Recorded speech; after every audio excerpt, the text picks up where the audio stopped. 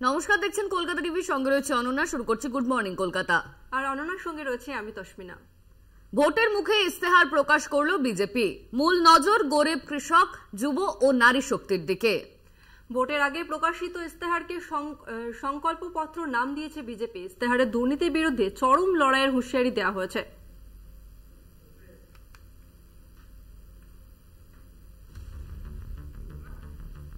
প্রথম দফা ভোটের 5 দিন আগে ইস্তেহার প্রকাশ করল বিজেপি। ইস্তেহারের নাম সংকল্পপত্র। ভোটের আবহে আবগারি দুর্নীতি মামলায় গ্রেপ্তার কেজরিওয়াল। এর আগে গ্রেপ্তার হেমন্ত সোরেন। বিরোধী স্বরের কণ্ঠরোধ করতে কেন্দ্রীয় এজেন্সিকে ব্যবহার। কংগ্রেস, তৃণমূল সহ বিরোধীরা বারবার শাসক বিজেপির দিকেই অভিযোগ এনেছে। এই পরিস্থিতিতে বিজেপির ইস্তেহারে ফোকাস দুর্নীতি। সংকল্পপত্রে বলা হয়েছে, স্বচ্ছ সুশাসনের স্বার্থে প্রযুক্তি ও আইনের সহায়তায় দুর্নীতির বিরুদ্ধে লড়াই জারি থাকবে। भ्रष्टाचारियों पर ऐसे ही निरंतर सख्त कार्रवाई होती रहेगी, ये मोदी की गारंटी है। মহিলাদের অধিকার রক্ষায় অভিন্ন দেওয়ানি বিধি প্রয়োগের গ্যারান্টি দেওয়া হয়েছে এক দেশ এক ভোট বাস্তবায়নের গ্যারান্টিও। 2029 সালে লোকসভা ভোটের সঙ্গে সব রাজ্যে বিধানসভা ভোট হবে বলে জানানো হয়েছে। জাতীয় আইন নীতি প্রণয়নের প্রতিশ্রুতি দেওয়া হয়েছে ইস্তেহারে। हम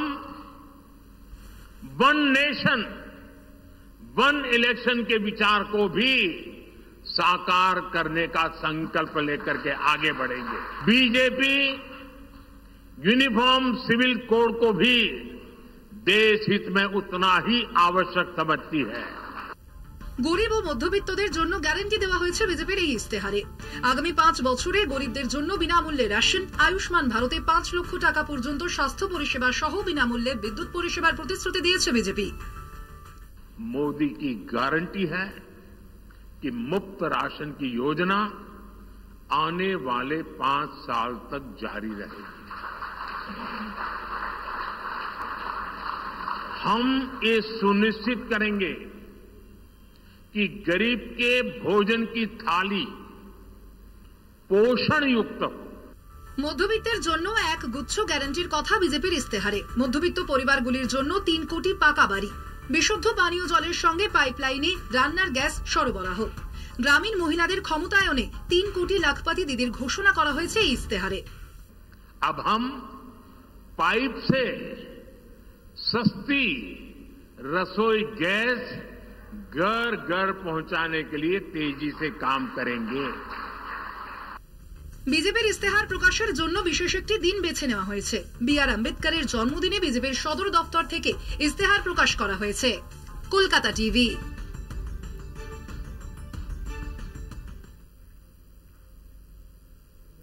ইস্তেহার প্রকাশের পরেই বিরোধীদের কটাক্ষের মুখে বিজেপি। কৃষকদের নিয়ে ভুরি ভুরি প্রতিশ্রুতি, কর্মসংস্থান নিয়ে মোদির গ্যারান্টি পূরণ কবে?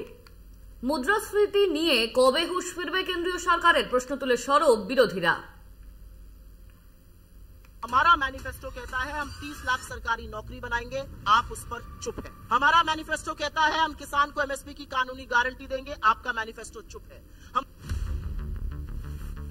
প্রথম দফা ভোটের 4 দিন আগে ইস্তেহার প্রকাশ বিজেপির। সংকল্পপত্রে একগুচ্ছ প্রতিশ্রুতি গেরুয়া শিবিরের।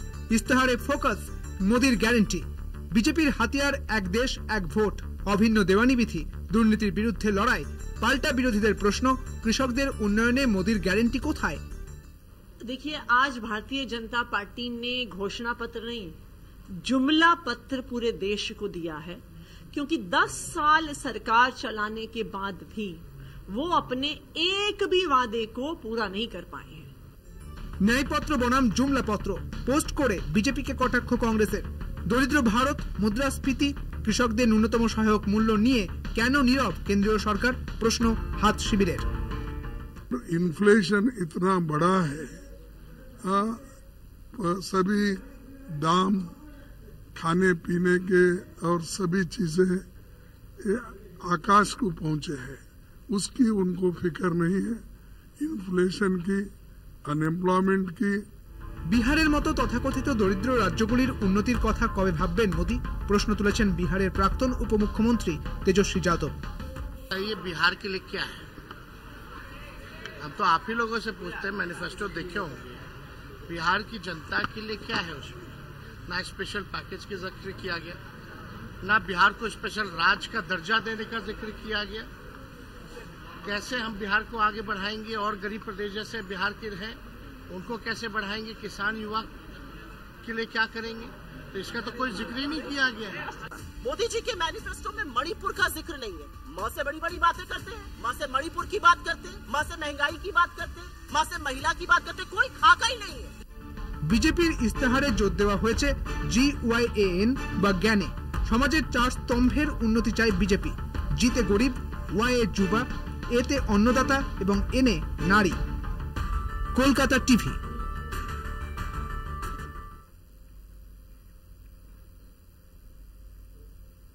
দিলীপ আছেন দিলীপেই। নির্বাচন কমিশনের নজরদারির পরও রাজ্য রাজনীতির বিতর্কের কেন্দ্রবিন্দু তিনি। লাঠির পর এবার ত্রিশূল হাতে ভোট প্রচারে বর্ধমান দুর্গাপুর লোকসভা কেন্দ্রের বিজেপি প্রার্থী দিলীপ ঘোষ। বিজেপি প্রার্থীর দাবি আত্মরক্ষা নয়, দেশ রক্ষার জন্য ত্রিশূল হাতে নিয়েছেন তিনি। সংবাদ মাধ্যমে ভেসে থাকতেই দিলীপ এসব করছেন, দাবি তৃণমূলের। আত্মরক্ষা আছে না দেশ রক্ষা। আত্মরক্ষা নয়, দেশ রক্ষায় ত্রিশূল ধরেছেন তিনি। বর্তমানে প্রচারে এমনই মন্তব্য বর্ধমান দুর্গাপুরের বিজেপি প্রার্থী দিলীপ ঘোষের। তার দাবি শিবের প্রেরণায় অশুভ শক্তি দমনে ত্রিশূল হাতে নিয়েছেন। আমার কুলদেবতা মহাদেব স্বয়ং, তার ত্রিশূল নিয়ে আমরা অভিযান করে স্বচ্ছ ভারত আর স্বচ্ছ রাজনীতি করতে চাই। ত্রিশূল তার প্রতীক। হারের লজ্জা বাঁচাতে এবং সংবাদ মাধ্যমে ভেসে থাকতে দিলীপের এই মন্তব্য। কলকাতা টিভিতে ফোনে দাবি তৃণমূল নেতা জয়প্রকাশ মজুমদারের। নিশ্চিত তিনি পরাজিত হবেন, সেই সব দিকে নজর না দিয়ে তিনি নানা রকম নাটক প্রত্যেকদিন করছেন। কোনোদিন লাঠি হাতে, কোনোদিন ত্রিশূল হাতে, কোনোদিন মুখ দিয়ে তুবড়ি ছোটাচ্ছেন, কটূক্তির তুবড়ি। এসবগুলো হচ্ছে মিডিয়াতে ভেসে থাকার ছলনা।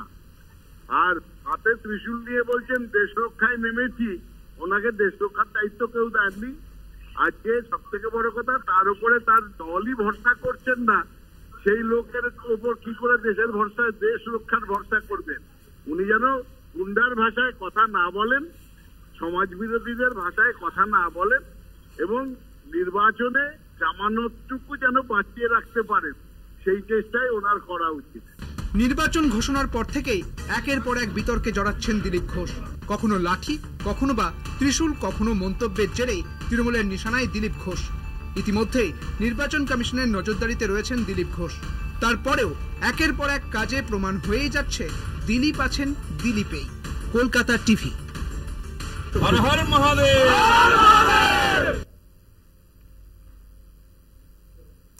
ভোট বড় বালাই, এবার প্রকাশ্যে জুতো পালিশ করলেন বিজেপির প্রার্থী সুভাষ সরকার। রবিবার BR আম্বেদকরের জন্মদিন উপলক্ষে বাঁকুড়ার মাচানতলা থেকে লালবাজার পর্যন্ত হুটখোলা প্রচারে বের হন। গাড়িতে নিজের জুতো পালিশ করলেন বিজেপি প্রার্থী, আর সেই জুতো ধরালেন চালকের হাতে।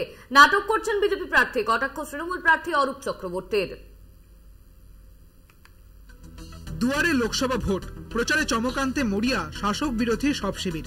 ভোটারদের মনের দুয়ারে পৌঁছতে এবার জুতো পালিশ করলেন বিজেপি প্রার্থী সুভাষ সরকার।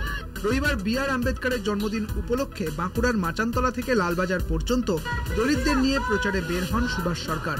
হুটখোলা গাড়িতে চড়ে রোড শোতে অংশ নেন সুভাষ সরকার। হঠাৎই হাতে তুলে নেন নিজের জুতো। হুটখোলা গাড়ির ওপরেই ব্রাশ দিয়ে সেই জুতো পালিশ করতে শুরু করেন তিনি, আর পালিশ করার পরেই সেই জুতো তুলে দিলেন গাড়ির চালকের হাতে। বিজেপি প্রার্থীর দাবি, সংবিধান প্রণেতা BR আম্বেদকর জন্মসূত্রে ছিলেন সমাজের নিম্ন বর্গের। আম্বেদকরের ভাবনা মানুষের মধ্যে ছড়িয়ে দিতেই জুতো পালিশ করেছেন। দলিত সমাজে সমস্ত গরিব মানুষের স্বপ্ন দেখিয়েছিলেন, আর সেই স্বপ্ন আজ প্রধানমন্ত্রী সাকার করছেন।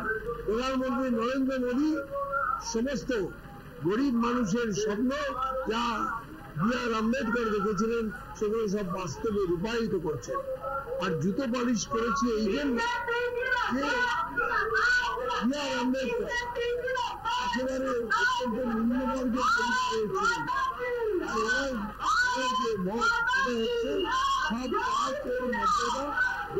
ছিলেন। উনার খুবই খারাপ পরিস্থিতি, তাই নিজের জুতো পালিশের নাটক করছেন, কটাক্ষ তৃণমূল প্রার্থী অরূপ চক্রবর্তীর। জুতো পালিশ দেখিয়ে কি হবে? এ কি জনগণের জুতো পালিশ হচ্ছে? জনগণের জুতো তো পালিশ করেন, জনগণকে তো ছুঁড়ে ফেলে দিয়েছে, নিজের জুতো পালিশ করে ড্রাইভারকে দিচ্ছে। এইসব দেখে কি বেলকি নাটক করছে নাকি? এতে কি ভোট বাড়ে না ভোট পাওয়া যায় না সিম্পেথি পাওয়া যায়? সবাই তো নিজের নিজের কাজ করে, বাড়িতে করে, এটা লোক দেখাবার কি দরকার আছে? যদি জানতাম জনগণের জুতো নিয়ে পালিশ করে দিচ্ছেন, তাহলে হ্যাঁ ভাই ঠিক আছে, অসুস্থ বয়স্ক মানুষ জুতো ময়লা হয়ে গেছে পরিষ্কার করছে। এগুলো নাটক, বাজার খারাপ, কি করবে? এর আগে ভোট প্রচারে বেরিয়ে দাস খেলেছেন বিষ্ণুপুরের বিজেপি প্রার্থী সৌমিত্র খাঁ। ক্রিকেট খেলতেও দেখা গিয়েছে তাকে। আরো এক ধাপ ওপরে উঠে প্রচারে কখনো স্যালোতে চুল কাটতে, কখনো আবার চা, চপ, পাঁপড় ভেজে তা বিক্রি করেছেন তৃণমূলের প্রার্থী সুজাতা মণ্ডল। তৃণমূলের প্রার্থী অরূপ চক্রবর্তীকেও ফুটবল খেলতে দেখা গিয়েছে। বাঁকুড়া থেকে স্বরূপ মণ্ডলের রিপোর্ট, কলকাতা টিভি।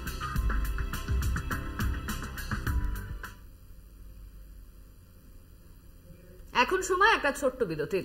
ফিরছি বিরতির পর, সঙ্গে থাকুন। ফিরে এলাম বিরতির পর। ফের উত্তপ্ত সন্দেশখালী, তৃণমূল সমর্থকদের দোকানে আগুন ধরিয়ে দেওয়ার অভিযোগ বিজেপির আশ্রিত দুষ্কৃতীদের বিরুদ্ধে।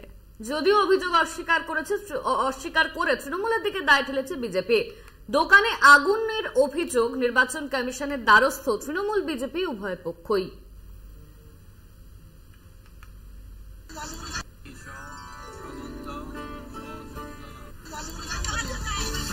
ফের অশান্তি সন্দেশখালীতে। ভান্ডারখালী বাজারের দুটি মনোহারী দোকান এবং একটি চায়ের দোকানে আগুন ধরিয়ে দেওয়ার পারস্পরিক অভিযোগ তুলেছে তৃণমূল এবং বিজেপি। তৃণমূলের তরফে দাবি, 3টি দোকানই তৃণমূল সমর্থকদের, তাদের দোকানে আগুন ধরিয়ে দিয়েছে বিজেপি আশ্রিত দুষ্কৃতীরা। সকালে দোকানে আগুন দেখে পুলিশের কাছে অভিযোগ জানান ক্ষতিগ্রস্তরা। ততক্ষণে আগুনে ছাই হয়েছে 3টে দোকানই। আমরা তৃণমূল পার্টিটাই করি, আমি প্রথম থেকে। আমি চাই যে আমাদের প্রধান সাহেব আছে এখানে, তার সঠিক তদন্ত করে আমরা সুবিচার জন্য পাই। কি চাইছি, এখন আগুন ধরে গেছে, এখানে প্রশাসন আছে, আমাদের অঞ্চল সেক্রেটারি আছে, অঞ্চল সত্যবাবু প্রধান আছে, ওনার বড় ভাই, তাদের কাছে আমরা জানাচ্ছি যে কিভাবে কি হলো, এই আগুনটা কিভাবে ধরলো। পুড়ে যাওয়া 3টি দোকান ঘরের মালিক 3 ভাই, রণজিৎ মণ্ডল, বাপ্পাদিত্য মণ্ডল এবং ইন্দ্রজিৎ মণ্ডল। তাদের দোকানের পাশেই রয়েছে একটি চায়ের দোকান, সেটির মালিক এক বিজেপি সমর্থক। বিজেপির অভিযোগ, তৃণমূল কর্মীরাই আগুন ধরিয়েছে দোকানে। সন্দেশখালী হাটগ্যাসিয়াতে আমাদের প্রার্থী গিয়েছিল যে বাড়িতে, তারই একটা ভাইপোর দোকানে, চায়ের দোকানে আগুন লাগিয়ে তৃণমূল দুষ্কৃতীরা একটা আতঙ্কের পরিবেশ তৈরি করার চেষ্টা করছে। কেননা সেখানে তাদের পায়ের তলার মাটি সরে গেছে তৃণমূলদের, এবার বিজেপি ভালো রেজাল্ট করবে, সেই আতঙ্কে, সেই ভয়তে ওরা বিজেপি কর্মীদের দাবি রাখার জন্য এইসব আগুন লাগিয়ে একটা বাতাবরণ সৃষ্টি করছে আতঙ্কের। বিজেপির অভিযোগ অস্বীকার করেছে তৃণমূল। বিজেপি আশ্রিত দুষ্কৃতীরাই করবে, কারা করবে? লোকসভা নির্বাচন ওরা পায়ের তলার জমি হারিয়ে ফেলছে। সন্দেশখালীতে তৃণমূল কংগ্রেস লিড পাবে, বসিরহাট লোকসভা কেন্দ্রে তৃণমূল কংগ্রেস প্রার্থী জিতবে। ওরা এখন অন্য কোনো ইস্যু না পেয়ে আগুন লাগানোর রাজনীতি শুরু করেছে। সন্দেশখালীতে পায়ের তলার মাটি হারিয়ে ফেলে ভোটে জিততে উত্তেজনা সৃষ্টির চেষ্টা চলছে বলে অভিযোগ তৃণমূল এবং বিজেপি উভয়ের তরফেই। আগুন ধরানোর আসল কারণ বের করতে প্রশাসনের দ্বারস্থ হয়েছে শাসক ও বিরোধী দুই দলই। সন্দেশখালী থেকে সঞ্জিত চক্রবর্তীর রিপোর্ট, কলকাতা টিভি।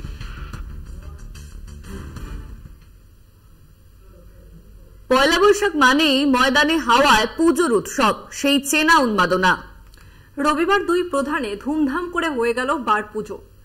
সভ্য সমর্থকদের সঙ্গে 2 প্রধানে উপস্থিত হয়েছিলেন অনেক প্রাক্তন ফুটবলার। খাবারে ছিল এলাহি আয়োজন।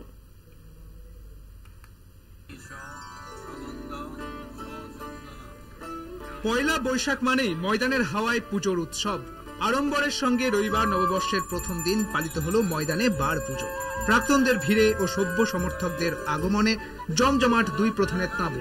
পরস্পরা মেনেই বাংলা বছরের প্রথম দিন বার পুজোর মধ্য দিয়ে মরশুমের শুভ কামনা করা হয় ময়দানের 2 প্রধান সহ আরও কিছু ক্লাবে।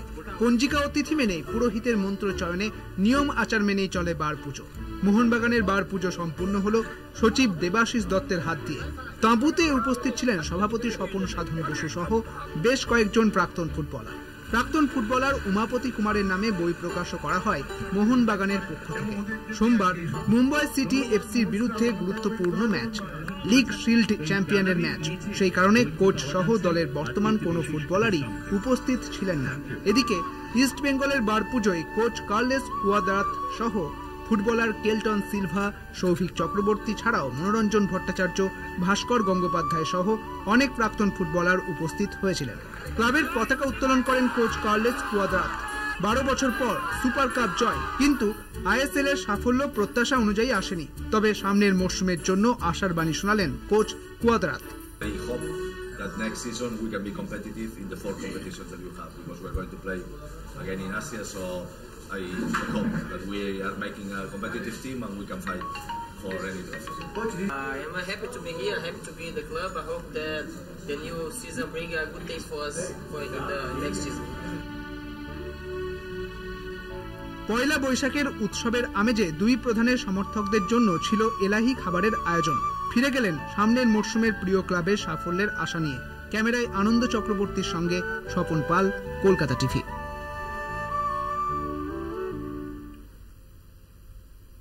এখন সময় আরো একটা বিরতির। আরো খবর নিয়ে ফিরছি বিরতির পর, সঙ্গে থাকুন। ফিরে এলাম বিরতির পর। ইসরায়েল ও ইরানের মধ্যে নতুন করে অশান্তি। ইসরায়েলের একটি জাহাজ আটকে দিল ইরান। শনিবার সংযুক্ত আরব আমিরশাহীর উপকূলে 25 জন ক্রু সহ একটি পণ্যবাহী জাহাজ আটক করা হয়েছে। আটকে তাতে 17 জন ভারতীয়।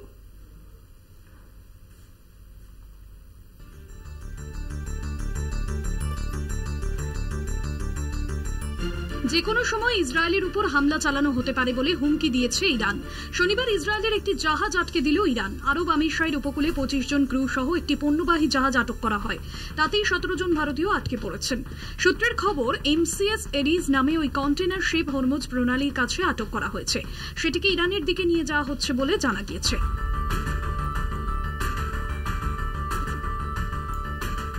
এই খবর প্রকাশ্যে আসার পরেই ভারতের তরফে ইরানের সঙ্গে যোগাযোগ করা হচ্ছে বলে সূত্রের দাবি। ইতিমধ্যেই কূটনৈতিক পথে কিভাবে ইরানের সঙ্গে যোগাযোগ করা যায় তা নিয়ে আলোচনা শুরু হয়েছে। vesselfinder.com নামে যে ওয়েবসাইটের মাধ্যমে জাহাজের গতিবিধি দেখা যায় তার তথ্য বলছে শেষবার গলফে দেখা গিয়েছে বিমানটি। উল্লেখ্য, ইসরায়েল হামাসের যুদ্ধের প্রভাব পড়েছে পড়শি ইরানের উপরেও। সম্প্রতি সিরিয়ায় ইরানের দামাস্কাসের দূতাবাসে হামলার পরেই কড়া বার্তা দেয় ইরান। যে কোনো সময় তারা ইসরায়েলের উপরে হামলা চালাতে পারে বলে হুঁশিয়ারি দিয়েছে। ইতিমধ্যে ভারতীয়দের ইরান ইসরায়েলে না যাওয়ার পরামর্শ দিয়েছে ভারত সরকার। কলকাতা টিভি।